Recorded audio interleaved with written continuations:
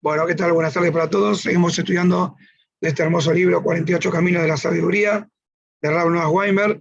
Sí, la semana pasada estudiamos Bemikra, el camino número 14, que literalmente sería el estudio del Humash. El Humash de Bereshit hasta la muerte de Moshe. Pero bueno, el Rav ahí nos contó, nos dijo alguna pequeña síntesis para ubicarnos, porque dijimos que hoy vamos a dar unos ejemplos cómo podemos profundizar las historias ya conocidas del Tanaj. ¿Sí? La idea, Ari, es que no ver el libro de Torah como un libro simplemente de historia ya conocida, sino que tratar de alguna manera ver cómo podemos extraer de la Torah nosotros, y quizás, o en la mejor de las oportunidades, con el asesoramiento de un rab, de un moré, alguien que entienda un poco más, y de esa manera poder extraer, no lo digo por mí, extraer enseñanzas que sean aplicables al día a día. ¿Sí, Ari? Porque muchos conocen la historia de la Torá, pero no muchos conocen la profundidad que la Torá tiene. ¿Correcto? De verdad, eso sí, de verdad. Entonces, el Rab, siempre cuando termina el capítulo, hace una síntesis que voy a leer de vuelta ahora, y voy a traer algunos casos de episodios conocidos de la Torá. Vamos a ver el enfoque que el Rab le da y cómo podemos realmente aprender cosas nuevas. Como hablamos varias veces en este espacio, la Torá que terminamos de leer en Simchat Torah, ¿es la misma que vamos a empezar a leerla o es otra, Ari? La Torah es siempre la misma. Entonces, ¿para qué la leemos de vuelta? Porque siempre hay 70 cosas que se pueden sacar de cada renglón. Pero sin llegar a tanta profundidad, uno mismo no es el mismo. La persona se entiende y se busca que tengamos un nivel superior que la última vez que leímos la Torá. Entonces, si bien la Torá es la misma, podemos extraer otras enseñanzas, ya sea por mayor conocimiento, ya sea por la etapa en que estamos viviendo, o por profundizar simplemente y encontrar cosas que no hemos visto antes. Y no, lamentablemente nos va a pasar lo que le pasó a esa persona que no era muy erudita en Torah. Un chiste para empezar con un poco de simpatía de la semana. A ver, Ari, ¿qué te parece? Había un hombre que no era muy erudito, por no decir ignorante de Torah, y la esposa le pidió, dice, mira, vos sabés que yo soy hija única, y esta semana es el yortzeit de mi papá, así que te pido que vayas al Shil y que digas Kadish cuando suba, y que subas a Sefer Torah y todo lo demás. Bueno, el hombre algo sabía que era el Kadish y el Sefer Torah. Como no sabía mucho, le dieron un libro de la Perashá en castellano. Y justo le tocó la Perashá, la de los hermanos de Yosef, en lo cual los hermanos de Yosef lo tiran al pozo, lo venden como esclavo. Y la verdad que este hombre vino muy compungido a la casa. Che, no sabe lo que leyeron en el templo. Había un hombre muy bueno, muy inteligente, llamaba Yosef. Pero al final, ¿sabes lo que hicieron los hermanos? Lo vendieron, lo tiraron al pozo. Bueno, si hubiera ido al otro Shabbat, se hubiera enterado que la historia terminaba bien. Pero no fue al otro Shabbat. ¿Cuándo volvió a ir? Al otro año. En la libertad del suegro, la esposa le pidió nuevamente, dijo, sí, querida, no te preocupes, voy a ir. Cuando este hombre va al Bet Knesset, están leyendo, y de repente se para y dice, espere, rabino, avísenle a Yosef que lo van a tirar al pozo, avísenle. Parece que no se dio cuenta. ¿Sí? Justamente no estudiamos la Torah para esto, sino para... La Torah es el cuento, es el mismo, el relato es el mismo. Pero nosotros cambiamos de percepción, cambiamos de vista, cambiamos de... O por lo menos eso es lo que se pretende de nosotros. Muy bien. Entonces, las conclusiones que sacamos hasta acá, con respecto a... como camino de sabiduría la Torah, lo interesante del enfoque que le da el Rab a este libro es que las formas de estudiar Torah nos van a servir para estudiar la vida. Yo hoy descubrí eso, estuve preparando otras clases más adelante de este libro, y me di cuenta que lo que le hace el Rab es esto: él aplica el sistema de estudio de Torah y lo aplica a la vida. Por eso se entiende que muchas veces podemos consultar con un Rab preguntas que tienen que ver con la vida. O sea, ¿qué me va a decir? Obviamente, cosas que son profesionales, inherentes a una profesión. Vamos a ir al profesional. Una persona que se siente mal, que vaya al médico, y tiene problemas con la FIP, que vaya a un contador. Obviamente que va a tener que hacer tefilá para salir bien de la operación y de la denuncia de la FIP. Pero vamos a ir a los profesionales. Pero muchas veces consejos de vida son brindados por eruditos de Torah. ¿Por qué?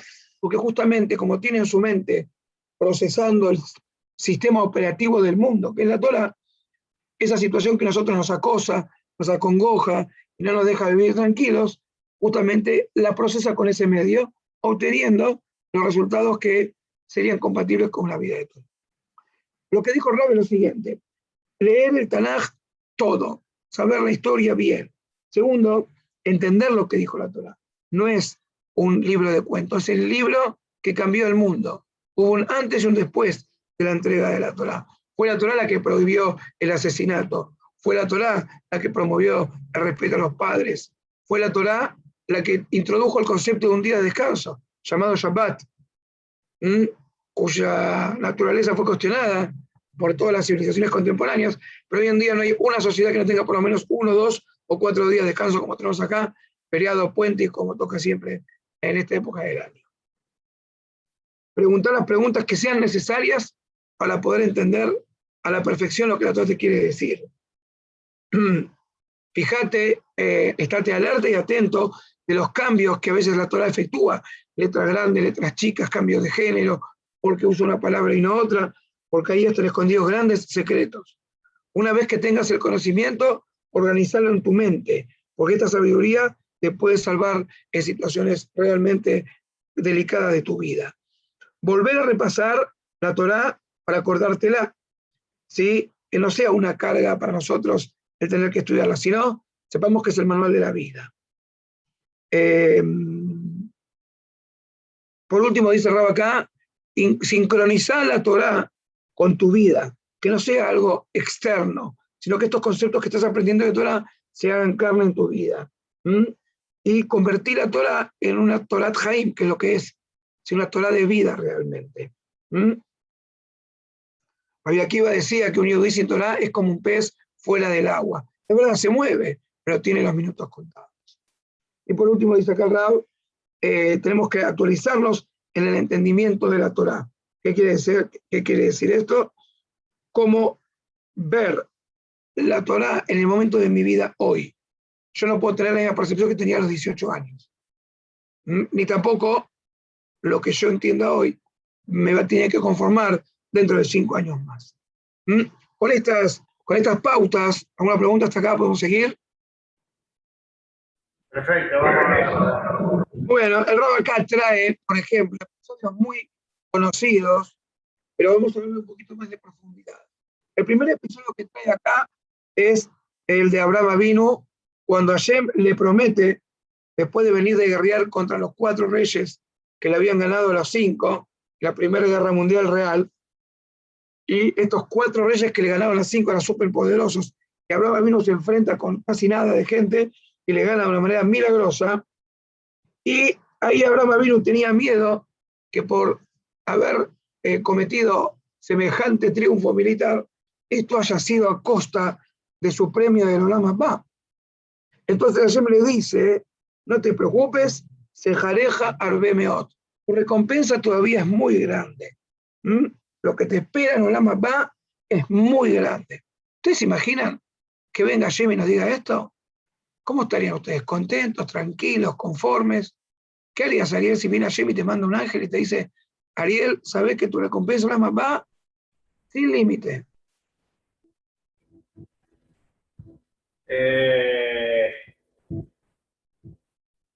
Y qué sé yo, tal vez me incentivaría más a darle más fuerte a lo que estaba haciendo. Muy bien, pero seguramente que el estado de ánimo tuyo va a ser positivo, ¿no? Seguramente, si ese es mi objetivo. Obvio, muy bien. Andrea, ¿qué opina? ¿Te aumenta la emuna? Muy bien, de vuelta, la sensación que tendría sería positiva o negativa. Positiva, totalmente. Muy bien, coincido con ustedes. Sin embargo, ¿cómo sigue la historia? Abraham Avinu sigue preocupado. Le dice, Abraham Hashem, le dice, Hashem, Mati Teli, ¿qué me vas a dar a mí? Beanoji Oleg Ariri, yo estoy yendo estéril, me estoy yendo del mundo y en mi casa tengo solamente a Eliezer, Damesek Eliezer, que era su esclavo, que no era solamente su esclavo, era su mayordomo, pero no solamente que sabía todas sus cuentas y claves, sino que la palabra Damesek es un acrónimo de Dolé umashke mi Torah rabó. Él abrevaba Torah de Abraham y se la enseñaba a la gente. Y Abraham se está quejando de esto. Por un lado, Hashem me está diciendo, vas a tener Olam Abba asegurado. Y Abraham se queja porque no tiene un hijo todavía. Entonces cabe la pregunta, ¿cómo puede ser que a pesar de la promesa que Hashem le está dando, o sea, esto te tiene que tener tranquilidad? Hashem te está diciendo, tenés Olam Abba asegurado. Y por más que ahora te toque pasar un momento difícil, diríamos, aguantátela. Si igual ahora, vos sabés que lo principal es Olam Abba. Quizás está haciendo sufriendo acá para cobrar todo junto allá. Y quizás el plan de Hashem es ese. Sin embargo, Abraham no pensó así. Abraham se puso desconforme. Oiga, ¿será acaso Tengo que algo una más? frase, Clau, para una frase de los Simpsons espectacular. El hombre no vive de ensalada solamente. El hombre no vive de... Ensalada. ¿Y cómo se aplicaría acá? Y porque le faltaban cosas materiales en este mundo. Es hermoso lo llamaba teóricamente, pero bueno, la gente vive este mundo. Podría ser una enseñanza, pero acá creo que Abraham fue un poco más profundo. Vamos a ver acá que, como estaba diciendo, que el hecho de no tener un hijo, Abraham Avinu, y seguramente que Abraham Avinu no quería un hijo para que le haga un regalo el Día del Padre. Seguro que no. No, porque pensaba que se cortaba todo. Entonces, parecería ser que hay cosas más importantes que la papá. ¿Y cuál es para Abraham Avinu? A ver, ¿cuántas veces pasaste por esta parte de la Torah, Ari? Como yo las veces de tu vida, ¿no? No tanto porque yo hice Teshuvah hace poco, hace unos años va, pero Muy bien. y todos los años seguro, de 7, 8 veces, o 10 pasé seguro por esta parte. Y nunca se les ocurrió esta pregunta, ¿ves que para profundizar? Y es una pregunta impresionante. Está asegurando no Dios, no que con tu papelito, Dios mismo te lo dice. Parecería ser que hay algo que es más importante que por lo menos para Abraham Avinu. Pero que Rab en ese momento tener descendencia, la primogenitura era algo importante, no era moco de pavo. Por eso Itzhak se parecía a Abraham, para que nadie desconfíe que no sea su hijo. Era algo, tener un hijo no era moco de pavo. Voy a ampliar un poquito lo que... Hasta se definía si uno era hombre completamente por tener hijos o no. Vaya uno a saber, cada época tiene su enroque. Igualmente, no voy a contradecirte, voy a completar. Hoy en día también es importante poder, la gente, el dicho popular, plantar un árbol, escribir un libro y tener un hijo, porque eso es la trascendencia. Pero a Abraham Avinu le importaba otra cosa. Vamos a ver que mismo el Olam Abba no lo conformaba a Abraham Avinu, sino que parecería ser que había algo más importante para Abraham Avinu que el mismísimo Olam Abba. ¿Y qué era? Entonces, Abraham quería un hijo para que para poder construir el pueblo de judío, el pueblo de Israel, y convertir su proyecto personal en un pueblo, ¿sí? Como decimos en el Anel Shabeach, Letaken Olam Bemalchut Shaddai, para poder arreglar el mundo en el nombre de Hashem, y ser los representantes de Hashem en este mundo. No autodenominados, sino porque Hashem nos nombró sus representantes. Somos el pueblo elegido, pero también somos el pueblo que eligió. Cuidadito con eso. Somos el pueblo que eligió ser el pueblo elegido. Después de haberle ofrecido a otros pueblos, Am Israel aceptó el desafío de representar a Hashem en este mundo, no como un trámite, sino con una forma de vida, inclusive muchas veces a costa de la vida misma. Y si no, preguntémosle a los judíos españoles, a los judíos que fueron atravesados por las espadas cruzadas y a los judíos que lamentablemente no pudieron salir de los campos de concentración por el solo hecho de ser judíos y pertenecientes a Israel. Pero parecería ser que para Abraham Avinu es muy importante pertenecer. Y esto nos tiene que dar a nosotros un sentido de pertenencia y un amor a Israel inmenso. Porque justamente vemos que ni el Olam Abba a Abraham Avinu lo dejaba conforme, lo que él precisaba de otra motivación, como formar el pueblo de Israel para realmente sentir que estaba realizado. O sea, si Abraham Avinu hubiera muerto ahí a los 100 años, él en su biografía hubiera puesto, no, estoy realizado. Tenés un Olam Abba gigante. Si no tengo la continuidad de Am Israel asegurada, yo no estoy tranquilo. Y eso depende de nosotros. Vemos qué importante que es la continuidad del pueblo de Israel. Para cumplir el objetivo que es, como dijimos antes, Ah, pero ¿de qué se queja Abraham? Ya dijimos que cuál era el acrónimo de Eliezer, Damesek, Doleu Mashkem y Torah Trabó, que él abreviaba Torah y se la daba a los alumnos. Vemos que había un transmisor. ¿Por qué Abraham Avinu no se conformó con eso? Y la respuesta es clara, porque Eliezer lo único que hacía era ser un intermediario, pero la Torah no se hacía carne de él. La Torah no pasó a ser vida de Eliezer, como decimos en la tefilá, Kiem Hayenu Beorech Yamenu. La Torah no es una ciencia. Aristóteles una vez lo encontraron haciendo actos realmente despreciables. Le preguntaba, pero maestro, usted nos enseñó que la persona tiene que tener cualidades. Dijo, en la academia soy aristo, acá no soy aristo. La Torah no es así. La Torah, con la Torah se vive, se educa, se cubre, ¿no? Parezco Alfonsín, pero justamente es así lo que está diciendo la Torah. La Torah es aplicable en todo ámbito de la persona, no solamente a partir de una cátedra, de un pupitre. Es muy linda enseñarla y estudiarla, pero lo más interesante es vivirla. Y eso a Eliezer no lo tenía. Él era dolé umashke. Él abrevaba y distribuía la Torah, pero él, formar parte de eso, no tenía. Solamente tener un hijo le permitía a Abraham Avinu que crear una nueva persona que sea portador íntegro de la Torah, como vivencia, no como profesión o como simplemente conocimiento. Vemos de acá un ejemplo como una situación muy conocida, la pasamos por alto. Vamos a ver otro, y también tiene como protagonista a Abraham. Dice acá cuando Hashem le avisó a Abraham Avinu que iba a destruir Sodoma y Gomorra. Abraham hizo un montón de tefilot y estuvo negociando con Hashem de 100 hasta 50, hasta 45 llegó. Y Hashem dijo, no. Si encontrás, vas a ver que lo voy a... Y no encontró. O sea que las tefilot de Abraham Avinu no fueron suficientes para salvar a 5 ciudades. ¿Sí? Estuvo haciendo tefilá un montón de tiempo. Cuando efectivamente se destruye Sodoma y Gomorra, vemos que los ángeles fueron a salvar a Lot y a su familia de la destrucción, porque Lot había tenido un buen gesto con Abraham y merecía ser salvado. Muy bien, en ese momento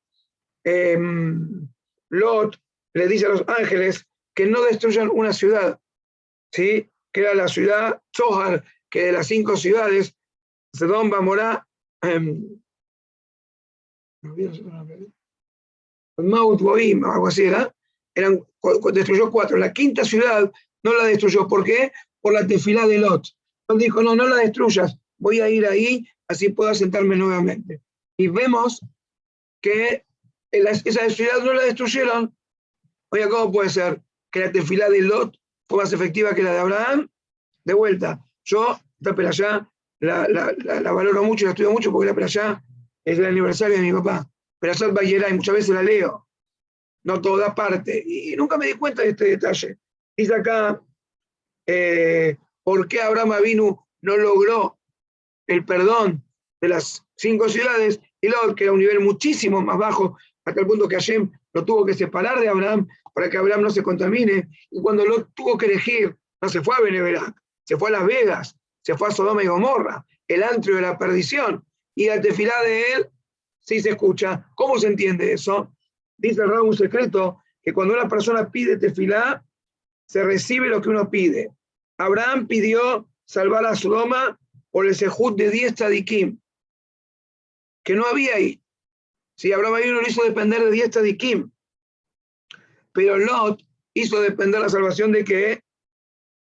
Porque era chiquita. ¿Sí? Como es chiquita y es joven la ciudad, no tiene mucho prontuario, ¿viste? Fíjate, no tiene muchos antecedentes.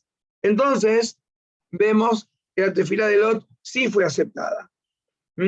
Pregunta sobre, o sea, por eso no es que la tefilá de Lot era mejor que la de Abraham, sino que Abraham mismo condicionó su tefilá. Abraham dijo, si encontrás 10 tzadikim, ¿vas a destruir? No. No, llegó desde 50 a 10, bajó un montón, le peleó el precio. Si dicen que Abraham vino, fue el primer cotul que peleó el precio con Hashem, porque Abraham vino estuvo peleando desde 50, se la sacó a 10. ¿Alguna vez te pasó eso, Ari? ¿Algo de 50 te lo dejen a 10? ¿Que no sean el yuk? No, sí. Bueno, acá sí. Abraham vino y lo logró. Y sin embargo, no pudo, porque justamente la tefilá de él no hubo resultado porque él mismo le puso tope. Él le dijo, si encontramos 10, si le hubiera dicho, dale, Hashem, salvalos, porque sí, quizás Hashem lo hubiera salvado, pero Lot no puso un límite. Sigue preguntando el Rab y dice así, ¿por qué Behemet Abraham no pidió como Lot? ¿Sí? Salvalo porque sos bueno. A ver, pregunta, ¿no? Esto es lo que dijo Rab en el capítulo anterior. Que pregunta, hasta que te quedes sin pregunta, porque algo hay acá. Si no, ¿por qué otro te va a contar que Lot hizo una tefilá y lo salvó y Abraham no? Sino que para que la tefilá sea recibida, hace falta que la persona pida correctamente lo que tiene que pedir. ¿Sí? La Gemara cuenta un caso que una vez había un señor que estaba en la mitad del desierto y no podía más, estaba caminando desesperado, no podía más, dice, por favor, me estoy deshidratando, no puedo, mandame un burro, por favor. Y de repente aparece un romano montado en un caballo con una burra embarazada atrás. ¿Se escuchó mi tefilá? ¿Se escuchó mi tefilá? De repente ve cómo para, la burra se acuesta en el piso y tiene ahí a un burrito. Entonces el romano le dice, che, judío, vení para acá. Te ordeno que lleves a este bebé burro a Upa hasta la ciudad, porque no puede caminar. Al final, la tefilá de él llegó o no llegó, Ariel. Sí, llegó. Le llegó un burro, pero él tenía que haber pedido un burro, ¿para qué? Un burro para montar. No, al final se le mandó un burro, pero el burro se lo mandó para que él lo cargue. Entonces, dice acá el Rab, ¿por qué Abraham Avinu fue específico? Porque uno cuando tiene que pedir específicamente, no tiene que pedir de manera aleatoria. ¿Qué tal, Fabio? ¿Cómo estás? Bien, Gaby, gracias. Todo en orden. Bueno, entonces estamos estudiando casos de la Torá que tienen una visión un poquito más profunda que lo que ya conocemos, ¿sí? Estamos preguntando acá, aparentemente hay una historia que no se entiende, que ayer me escuchó más la tefilá de Abraham que la tefilá de Lot. Perdón, la de Lot que la de Abraham. Lot le pidió que salve una ciudad y lo escuchó, y Abraham pidió que salve a 5 y no lo escuchó. ¿Por qué? Entonces estamos diciendo que Abraham fue muy específico con su tefilá y no se cumplió. Lot fue más genérico. ¿Y por qué preguntó, por qué Abraham hizo tefilá así? Porque para hacer tefilá hay que hacerla específicamente, ¿sí? Entonces, Abraham Avinu tenía emuná que si existían 10 tzadikim en esa ciudad, entonces había esperanza para la ciudad, no solamente que se iba a salvar. ¿De qué me sirve a mí que la ciudad no se destruya si no hay 10 tzadikim? Hoy se salvan, en 20 días están de vuelta en default, ¿no? ¿Es una conocida esta historia? Entonces, los mismos tzadikim son los que pueden hacer teshuvá a la gente, pero si no tienes tzadikim, es como es un knockout previsto prácticamente. Entonces, pero Lot, que él vivía en Sedom, entonces él necesitaba la ciudad esa nueva, Tzoar, ¿para qué? Para tener un salvavidas, justamente un salvoconducto y no ser destruido. Entonces, él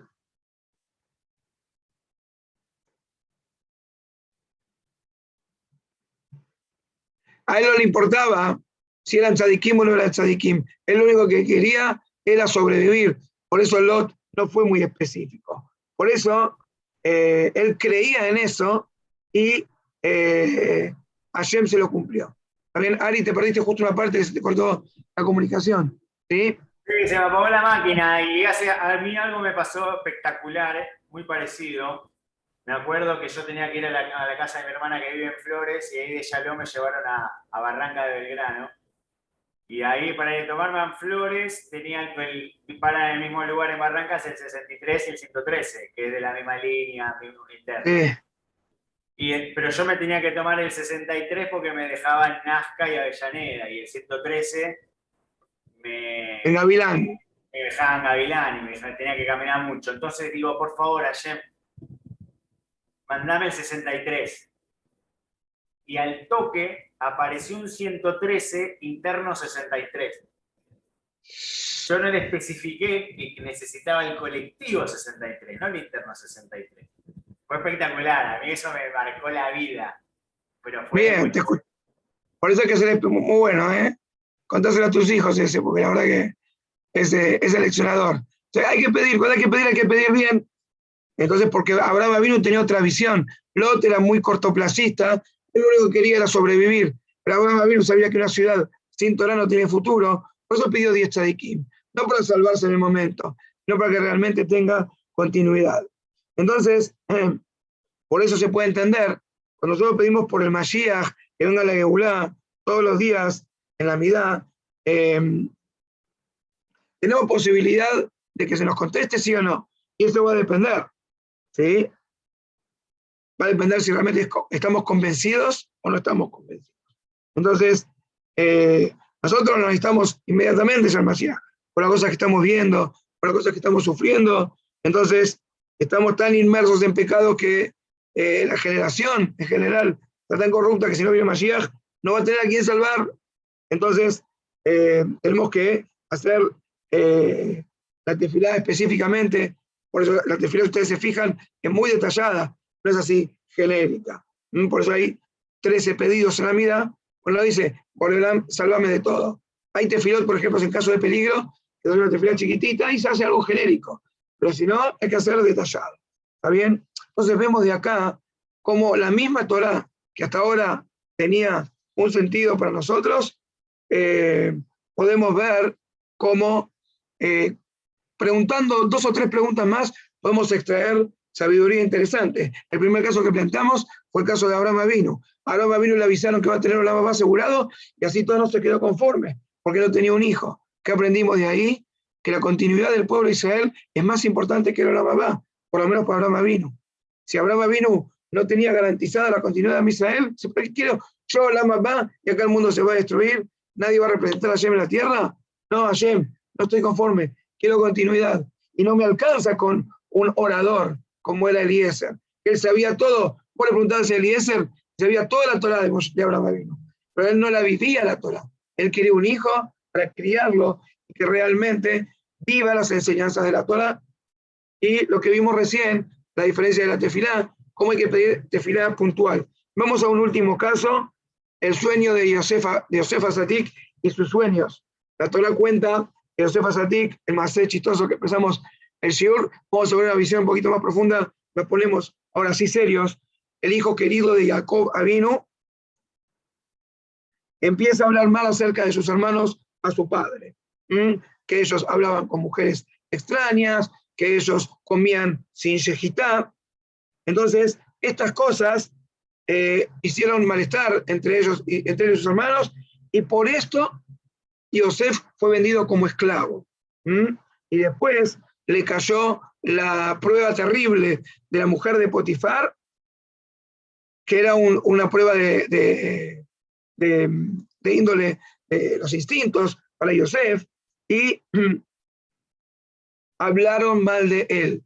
Justamente lo que él hizo, le hicieron a él. Él dijo que los hermanos mayores trataban de esclavos a sus hermanos menores, a él lo vendieron como esclavo.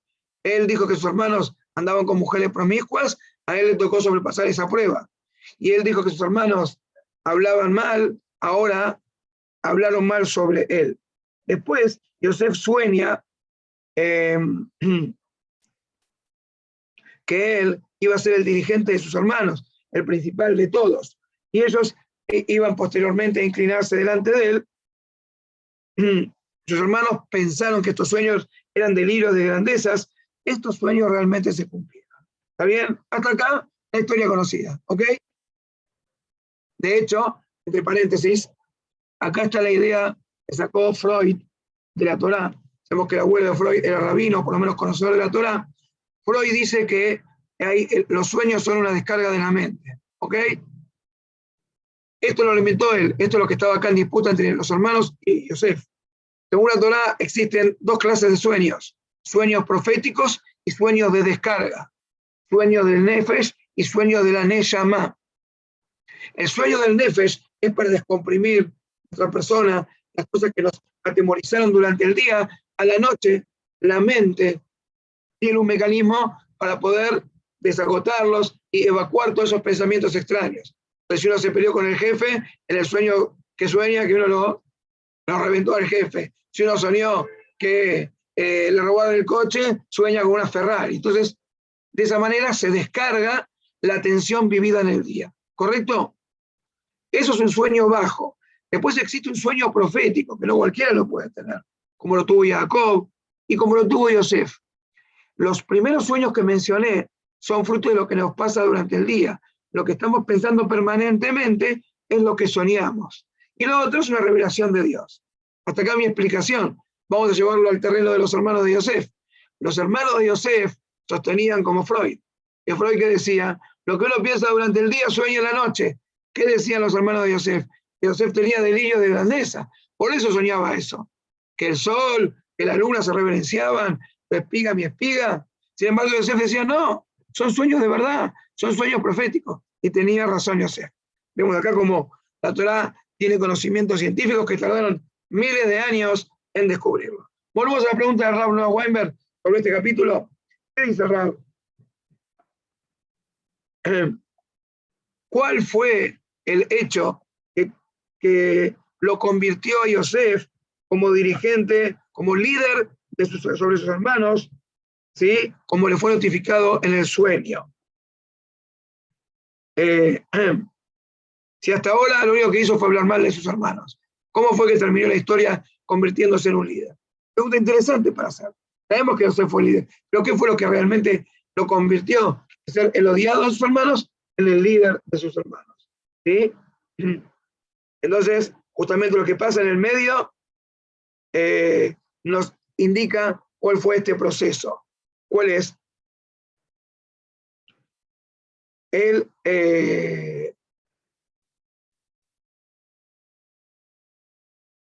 demostró que él quería ayudarlos. Cuando él les brinda la comida y les dio la comida gratis a ellos, ellos vieron que él quería realmente ayudarlos. Entonces, a pesar de que él al principio era sospechoso de ser un perseguidor de ellos, porque los delataba con el padre, pero esto no lo hizo con una mala voluntad, sino que era para mejorarlos. Entonces, cuando los hermanos se dieron cuenta que la única intención de él era beneficiarlos, ahí se dieron cuenta. Acá aprendemos, dice el Rab, que una persona puede de alguna manera demostrar que sus actos tenían una intención u otra, como lo hizo Yosef, después que pasó. Como estos ejemplos, hay muchos más acá en este libro, abunda, no quiero aburrirlos con los ejemplos, pero vemos que la misma Torah que nosotros venimos conociendo desde hace años, desde chiquitos, y desde la escuela, hoy en día, aunque ya tenemos nietos que están en la escuela, podemos realmente aprender muchísimo más. Todo va a depender de quién, no de la Torah, va a depender de nosotros. ¿Qué actitud tengamos frente al mismo texto que tuvimos siempre delante de nuestros ojos? Cuando una persona tiene humildad intelectual y está dispuesta a aprender, Hashem le abre el camino y le da las preguntas clave. En el coaching, lo más importante es hacer las preguntas. Una buena pregunta vale toda la sesión. Acá lo mismo, Amabdil, una buena pregunta que puedas encontrar en el estudio te puede abrir un mar de conocimientos. No en vano, el Talmud empieza con una pregunta. Me matai korim et shema be'arvit. ¿Cuándo se dice el Shema? ¿De dónde viste que un tratado de conocimiento empiece con una pregunta? Justamente, una buena pregunta expresa un vacío intelectual que merece ser llenado. Entonces, aprendamos a preguntar siempre y cuando nuestra intención sea aprender, no solamente cuestionar y simplemente quedarnos con las preguntas. Porque el que solamente pregunta es el hijo malvado de la Haggadah de Pesaj. Ahí fíjense, en la Haggadah de Pesaj, cuando habla del hijo malvado, ¿cómo dice? Rasha, Mauomer, ¿qué dice el Rasha? Y pregunta, ¿qué es esto? Y cuando la Haggadah contesta, dice, contestale a él. Pero como si está el Rasha preguntando. ¿Sí? ¿Sabes lo que pasa? Que el Rasha preguntó y se fue. No le interesan las respuestas. Lo único que le interesa es cuestionar. Una pregunta bien hecha es la llave del conocimiento, que puede abrir la puerta de la sabiduría. Una pregunta malintencionada no te lleva a ningún lado, sino que te puede complicar. Y ya que empezamos con un más, terminamos con otro, también gracioso. Había una vez una persona que estaba yendo a un país que no conocía y se iba por vía terrestre y en el acceso había un peaje y decía, peaje 5, curiosos 10, nerviosos 20, maleducados 30. Llega el hombre y muy amable la señorita le dice, bienvenido señor, son 5 pesos. Discúlpeme señorita, ¿usted cómo sabe quién es cada uno? Me debe 10. No se puede hacer una pregunta en este país, señor, son 20. Así reciben a todos los turistas, 30, y si sigue preguntando le voy a cobrar un poquito más. En este caso, la pregunta empañó la sabiduría. Pero no se olviden, no dejen de preguntar cuando la intención es agrandar el conocimiento. No nos conformemos con lo que nos dieron en la escuela. No nos conformemos con lo que aprendimos hace 10 años. Así dentro de 5 años vamos a seguir teniendo preguntas y vamos a seguir teniendo lo que aprender. Ahora escucho sus preguntas si es que las hay.